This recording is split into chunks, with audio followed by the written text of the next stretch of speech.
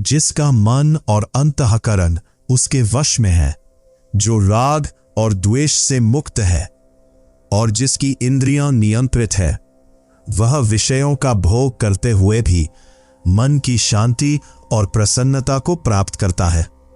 जब अंतःकरण शुद्ध और शांत हो जाता है, तब ज्ञानी पुरुष के सभी दुख दूर हो जाते हैं और इसी प्रसन्न मन में उसकी ब्रह्म को देखने वाली स्थिर बुद्धि स्थापित हो जाती है। हम सभी में से अधिकांश लोग जीवन भर एक बहुत बड़ी भूल करते रहते हैं।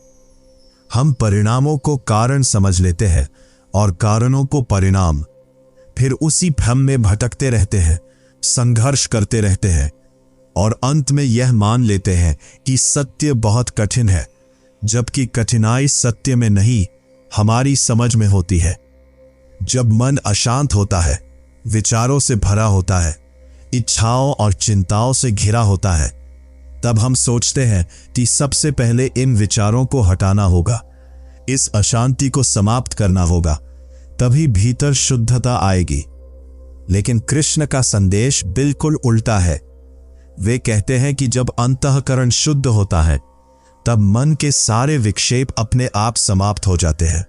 शुद्धता कारण है, शांति उसका परिणाम। लेकिन हम परिणाम को पकड़ने में लगे रहते हैं और कारण को भूल जाते हैं। ये ठीक वैसा ही है जैसे कोई किसान ये देखकर निष्कर्ष निकाल ले कि गेहूं के साथ भूसा आता है, इसलिए यदि भूसा बो दिया जाए तो गेहूं भी उगाएगा। सुनने में बात तर्कसंगत लग सकती है, लेकिन वास्तविकता में ऐसा कभी नहीं होगा। भूसा बोने से केवल भूसा सड़ जाएगा, गेहूं नहीं उगेगा, क्योंकि भूसा परिणाम है, कारण नहीं। गेहूं कारण है, भूसा उसका परिणाम। हम भी अक्सर यही भूल करते हैं। हम सोचते हैं कि यदि किसी तरह मन को शांत कर लिया जाए, विचारों को रोक दिया जाए, विक्षेपों को दबा दिया जाए, तो भीतर शुद्धता आ जाएगी। लेकिन जो व्यक्ति अशांत है और शांति पाने की कोशिश में और अधिक संघर्ष करने लगता है, उसकी अशांति कम नहीं होती, बल्कि दोगुनी हो जाती है। पहले वो केवल अशांत था, अब वो इस बात से भी परेशान है कि वो शांत क्यों नहीं हो पा रहा। उसकी पीड़ा दोहरी हो जाती है। तब प्रश्न उठता है कि यदि शुद्ध अंतःकरण ही मूल कारण है, तो उसे प्राप्त कैसे किया जाए। यही सांख्य दर्शन का सबसे गहरा रहस्य सामने आता है। सांख्य कहता है कि अंतःकरण को शुद्ध करना नहीं है, क्योंकि वह पहले से ही शुद्ध है। समस्या ये नहीं कि भीतर अशुद्धि है, समस्या ये है कि हमने बिना जाने मान लिया है कि भीतर अशुद्धि है। जरा विचार कीजिए, क्या आपने कभी अपने वास्तविक अंतःकरण को जाना है? क्या आपने कभी उसे प्रत्यक्ष अनुभव किया है? यदि नहीं, तो फिर आपने ये निष्कर्ष कैसे निकाल लिया कि वह अशुद्ध है? और यदि मूल धारणा ही गलत है, तो उसके आधार पर किया गया पूरा प्रयास भी गलत दिशा में जाएगा। यही कारण है कि बहुत से साधक वर्षों तक संघर्ष करते हैं, तप करते हैं, मन को नियंत्रित करने की कोशिश करते हैं, लेकिन सफलता नहीं मिलती। फिर वे सोचते हैं कि शायद उनकी अशुद्धि बहुत गहरी है, शायद वे योग्य नहीं है, शायद उनका मन बहुत विकृत है। लेकिन वास्तविकता ये नहीं है। वास्तविकता ये है कि वे उस चीज को बदलने की कोशिश कर रहे हैं जिसे बदलने की आवश्यकता ही नहीं है। कल्पना कीजिए कि एक घर में अंधेरा है। कुछ लोग तलवारें लेकर भीतर घुस जाए, कोई डंडों से मारने लगे, कोई उसे बाहर धकेलने की कोशिश करे। वर्षों तक प्रयास चलता रहे, लेकिन अंधेरा बाहर न निकले। तब वे बैठकर निष्कर्ष निकाले कि अंधेरा बहुत शक्तिशाली है। ये निष्कर्ष सुनने में बिल्कुल तार्किक लगता है। आखिर इतनी मेहनत के बाद भी अंधेरा नहीं गया। लेकिन सच्चाई इससे बिल्कुल अलग है। अंधेरा इसलिए नहीं गया क्योंकि वह शक्तिशाली है। अंधेरा इसलिए नहीं गया क्योंकि उसका कोई अस्तित्व ही नहीं है। अंधेरा कोई वस्तु नहीं है, वह केवल प्रकाश की अनुपस्थिति है। वह स्वयं में कुछ भी नहीं है। इसलिए आप अंधेरे के साथ सीधा कुछ नहीं कर सकते। अंधेरे को हटाने का केवल एक ही उपाय है, प्रकाश को जला देना। जैसे ही दीपक जलता है, अंधेरा गायब हो जाता है। और ध्यान रहे, अंधेरा कहीं जाता भी नहीं, क्योंकि जो था ही नहीं वो जाएगा कहां। प्रकाश आया और अंधेरे का भ्रम समाप्त हो गया। ठीक यही बात हमारे मन के विक्षेपों के साथ भी है। हम उनसे लड़ते रहते हैं, उन्हें दबाते रहते हैं, उन्हें समाप्त करने की कोशिश करते रहते हैं। लेकिन विक्षेपों से सीधा संघर्ष हमें और उलझाता है, क्योंकि विक्षेप स्वयं मूल समस्या नहीं है। जिस दिन मनुष्य अपने भीतर के उस मौलिक, निर्मल और शुद्ध अंतःकरण को पहचान लेता है, उसी दिन विक्षेपों की पकड़ ढीली पड़ने लगती है। तब शांति लानी नहीं पड़ती, वो स्वयं प्रकट होती है। तब मौन बनाना नहीं पड़ता, वो स्वयं उतरता है। तब मन को दबाना नहीं पड़ता, क्योंकि मन अपनी सही जगह पर आ जाता है। यही कृष्ण का संदेश है। अंधेरे से मत लड़ो, दीपक जलाओ।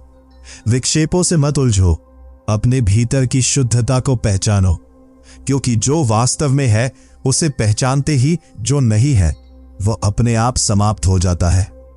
सांख्य कहता है कि अंतःकरण केवल शुद्ध नहीं है, बल्कि वही शुद्धता है। वो शुद्ध होने वाली कोई वस्तु नहीं, बल्कि स्वयं शुद्धि का स्रोत है। समस्या केवल इतनी है कि हम अंतःकरण को जानते ही नहीं। हम उसके बारे में धारणाएं बना लेते हैं, लेकिन उसे प्रत्यक्ष कभी नहीं देखते।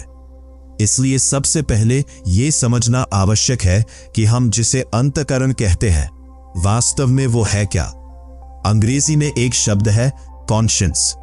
गीता का अनुवाद करने वाले अनेक विद्वानों ने अंतःकरण का अर्थ कॉन्शियंस किया है, लेकिन शायद इससे बड़ा भ्रम कोई नहीं हो सकता। कॉन्शियंस अंतःकरण नहीं है, वो केवल अंतःकरण का प्रतिबिंब है, उसकी छाया है, उसका भ्रम है। और ये भ्रम इतना गहरा है कि पूरी दुनिया उसे ही सत्य मान बैठी है। मान लीजिए आप चोरी करने जा रहे हैं, भीतर से एक आवाज उठती है, चोरी मत करो, ये गलत है। आप सोचते हैं कि आपका अंतःकरण बोल रहा है, लेकिन सांख्य कहता है कि ये अंतःकरण नहीं है, ये समाज द्वारा आपके भीतर स्थापित की गई एक धारणा है। यदि आपका जन्म ऐसे समाज में हुआ होता जहां चोरी को बुरा नहीं माना जाता, तो ये आवाज कभी पैदा ही नहीं होती। क्या इसका अर्थ यह है कि उनके पास अंतःकरण नहीं था? नहीं, अंतःकरण तो उनके पास भी उतना ही था जितना आपके पास है। अंतर केवल इतना था कि उनके भीतर जो सामाजिक धारणाएं डाली गई थीं, वे आपकी धारणाओं से भिन्न थी। जहां बचपन से हिंसा को गलत नहीं बताया गया, वहां हिंसा के प्रति वही प्रतिक्रिया नहीं होगी जो किसी दूसरे समाज में होती है। एक हिंदू को यदि कहा जाए कि वह अपनी चचेरी बहन से विवाह कर ले, तो उसके भीतर विरोध उठेगा। वहीं एक मुसलमान समाज में यह सामान्य बात हो सकती है। क्या इसका अर्थ यह है कि एक के पास अंतःकरण है और दूसरे के पास नहीं? नहीं, इसका अर्थ केवल इतना है कि दोनों के भीतर सामाजिक धारणाएं अलग अलग है। जो विरोध या समर्थन दिखाई देता है वह अंतःकरण नहीं, बल्कि समाज द्वारा निर्मित मानसिक व्यवस्था है। समाज ने केवल बाहर ही कानून नहीं बनाए हैं, उसने भीतर भी कानून स्थापित कर दिए हैं। लेकिन समाज जानता है कि बाहरी पुलिस को धोखा दिया जा सकता है, इसीलिए उसने भीतर भी एक पुलिस वाला बैठा दिया है जो हर समय कहता रहता है, ये सही है, ये गलत है, ये करो, ये मत करो। यही भीतर का प्रहरी कॉन्शियंस कहलाता है। लेकिन इसे अंतःकरण समझ लेना बहुत बड़ी भूल है। यदि कॉन्शियंस का सही अनुवाद किया जाए तो उसे अंतश्चेतन कहा जा सकता है, अंतःकरण नहीं, क्योंकि सांख्य जिस अंतःकरण की बात करता है उसका अर्थ बिल्कुल अलग है। अंग्रेजी में उसके लिए कोई सटीक शब्द नहीं है। अंतःकरण का अर्थ है भीतर का सबसे निकटतम उपकरण, वो अंतिम द्वार जहां तक भीतर जाया जा सकता है। ध्यान रहे, अंतःकरण आत्मा भी नहीं है, ये सुनकर आश्चर्य हो सकता है। आत्मा तो भीतर और बाहर दोनों के पार है। अंतःकरण आत्मा नहीं, बल्कि आत्मा के सबसे निकट स्थित वह माध्यम है जिसके द्वारा हम अस्तित्व से जुड़ते हैं।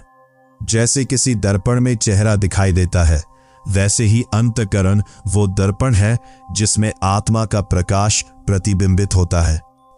आत्मा तक पहुंचने की यात्रा में अंतःकरण अंतिम सीढ़ी है, और क्योंकि वह आत्मा के इतना निकट है, इसलिए अशुद्ध हो ही नहीं सकता। उसकी शुद्धता किसी प्रयास से उत्पन्न नहीं होती। उसकी शुद्धता आत्मा की निकटता से आती है। जैसे सूर्य के पास प्रकाश स्वाभाविक है, वैसे ही आत्मा के पास शुद्धता स्वाभाविक है। इसलिए जब भीतर कोई आवाज आपको सड़क के बाएं चलने या दाएं चलने का आदेश देती है, तब समझ लेना कि वह अंतःकरण नहीं है, वह केवल समाज द्वारा निर्मित अनुशासन है। अमेरिका में वही आवाज आपको दाएं चलने को कहेगी, भारत में बाएं चलने को। यदि अंतःकरण यही होता तो देश बदलते ही अंतःकरण भी बदल जाता। लेकिन अंतःकरण नहीं बदलता, केवल सामाजिक धारणाएं बदलती है। हिंदू की नैतिकता अलग है, मुसलमान की अलग, जैन की अलग, ईसाई की अलग, चीनी की अलग और अफ्रीकी की अलग। लेकिन अंतःकरण एक ही है। यदि अंतःकरण नैतिकता होता तो वह भी हजारों प्रकार का होता, लेकिन ऐसा नहीं है। सांख्य कहता है कि अंतःकरण सदा शुद्ध है। आत्मा के इतने निकट रहकर वह अशुद्ध हो ही नहीं सकता। अशुद्धि केवल दूरी के साथ बढ़ती है। जितना हम अपने वास्तविक केंद्र से दूर जाते हैं, उतनी ही अशुद्धि की संभावना बढ़ती जाती है। इसे ऐसे समझिए, एक दीपक जल रहा है, उसकी लौ के बिल्कुल पास प्रकाश सबसे अधिक निर्मल है। फिर वह प्रकाश थोड़ा दूर जाता है, धूल और हवा से टकराता है, उसकी तीव्रता कम होने लगती है, और दूर जाता है तो और धुंधला हो जाता है। अंततः एक बिंदु ऐसा आता है जहां प्रकाश दिखाई नहीं देता और हमें अंधकार दिखाई पड़ने लगता है। लेकिन अंधकार कहीं से आया नहीं, वह केवल प्रकाश से दूरी का परिणाम है। उसी प्रकार अशुद्धि भी कहीं से नहीं आती, वह केवल आत्मा से दूरी का परिणाम है। जितना मनुष्य अपने केंद्र से दूर होता जाता है, उतना ही भ्रम, विक्षेप, अशांति और अज्ञान बढ़ते जाते हैं, और जितना वह अपने भीतर लौटता है, उतनी ही शुद्धता, शांति और प्रकाश अपने आप प्रकट होने लगते हैं। यही सांख्य का संदेश है। शुद्ध होने की कोशिश मत करो, पहले ये जानो कि तुम्हारे भीतर जो सबसे गहरा केंद्र है, वह कभी अशुद्ध हुआ ही नहीं। जिस दिन यह अनुभव हो जाएगा, उसी दिन तुम्हारा पूरा संघर्ष समाप्त हो जाएगा, क्योंकि तब तुम्हें पता चल जाएगा कि समस्या अशुद्धि नहीं थी, समस्या केवल विस्मृति थी। तुम अपने ही प्रकाश को भूल गए थे। सांख्य कहता है कि जैसे जैसे हम बाहर की ओर बढ़ते हैं, शुद्धता कम होती जाती है, और जैसे जैसे भीतर की ओर उतरते हैं, शुद्धता बढ़ती जाती है। शरीर तक आते आते सब कुछ विकृत और मिश्रित हो जाता है, लेकिन आत्मा की ओर लौटते लौटते सब कुछ फिर से निर्मल होने लगता है। सबसे बाहर शरीर है, शरीर के निकट इंद्रियां है, इंद्रियों के पीछे अंतसेंद्रियां है, उनसे भी भीतर स्मृतियां है, स्मृतियों के पीछे बुद्धि है जो जीवन के व्यवहार को संचालित करती है, उसके पीछे और भी सूक्ष्म बुद्धि है जो केवल तर्क और उपयोगिता तक सीमित नहीं रहती। फिर उसके पीछे अंतःकरण है, अंतःकरण के पार आत्मा है, और आत्मा के भी पार परमात्मा का अनंत विस्तार है। यदि इस क्रम को समझ लिया जाए तो एक बात स्पष्ट हो जाती है कि अंतःकरण को शुद्ध नहीं करना है, क्योंकि वह पहले से ही शुद्ध है। उसे शुद्ध करने का प्रश्न ही गलत है। प्रश्न ये नहीं कि अंतःकरण को शुद्ध कैसे करें, प्रश्न ये है कि उसे जाने कैसे, क्योंकि जो पहले से शुद्ध है उसे और शुद्ध नहीं किया जा सकता, केवल पहचाना जा सकता है। लेकिन पहचान होगी कैसे? कृष्ण कहते हैं कि एक ही उपाय है, वापस लौटो, बाहर की ओर भागना बंद करो, अपनी चेतना को धीरे धीरे भीतर समेटो। जैसे कछुआ खतरा देखकर अपने सारे अंग भीतर खींच लेता है, वैसे ही अपनी ऊर्जा और ध्यान को भीतर की ओर मोड़ो। सबसे पहले शरीर को देखो और समझो कि मैं शरीर नहीं हूं। फिर इंद्रियों को देखो और जानो कि मैं इंद्रियां नहीं हूं। फिर विचारों को देखो, स्मृतियों को देखो, भावनाओं को देखो और प्रत्येक के सामने कहो, ये भी मैं नहीं हूं, ये भी नहीं, ये भी नहीं, क्योंकि जो दिखाई दे रहा है वह तुम नहीं हो सकते। देखने वाला और दिखाई पड़ने वाला कभी एक नहीं होते। यदि तुम अपने विचारों को देख सकते हो तो तुम विचार नहीं हो। यदि तुम अपनी स्मृतियों को देख सकते हो तो तुम स्मृतियां नहीं हो। यदि तुम अपने शरीर को अनुभव कर सकते हो तो तुम शरीर भी नहीं हो। यही सांख्य का सबसे मौलिक साधना सूत्र है कि दृष्टा और दृश्य अलग है। जो देखा जा सकता है वह तुम नहीं हो। जो जानता है वही तुम्हारा ज्ञानी स्वरूप है। फिर साधना केवल एक प्रक्रिया बन जाती है। जो भी सामने आए उसे पहचानो और उससे अलग होते जाओ। शरीर दिखाई दे, कहो मैं इससे भिन्न हूं। विचार दिखाई दे, कहो मैं इससे भिन्न हूं। स्मृतियां उठे, कहो मैं इससे भिन्न हूं। समाज की धारणाएं, संस्कार, मान्यताएं, भय, इच्छाएं, सबको देखो और उनसे अलग होते जाओ। धीरे धीरे परतें हटती जाती है और एक दिन तुम उस स्थान पर पहुंच जाते हो जहां अंतःकरण है। वहां सब कुछ निर्मल है, शांत है, पारदर्शी है।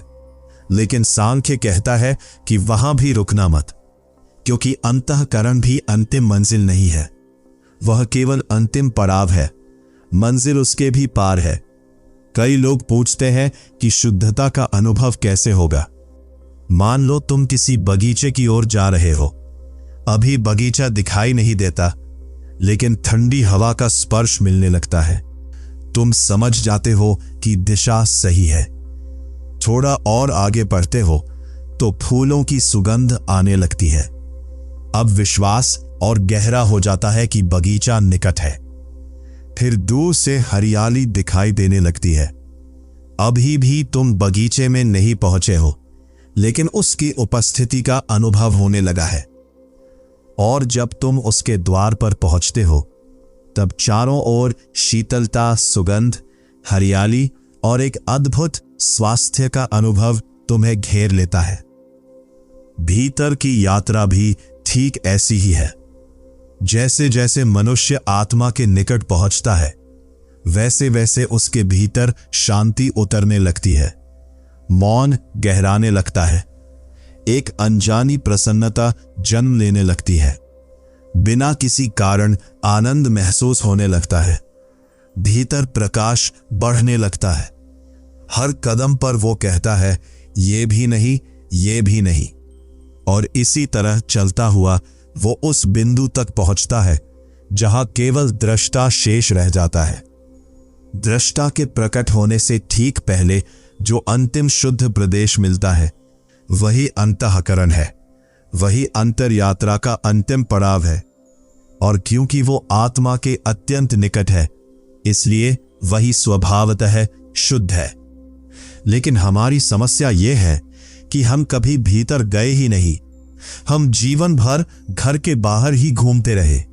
बाहर धूल है, गंदगी है, शोर है, संघर्ष है, और उसी को देखकर निष्कर्ष निकाल लेते हैं कि भीतर भी सब वैसा ही होगा। ये वैसा ही है जैसे कोई व्यक्ति अपने घर के बाहर सड़क पर पड़ी गंदगी देखकर कहे कि मेरा पूरा घर गंदा होगा। वह कभी भीतर गया ही नहीं।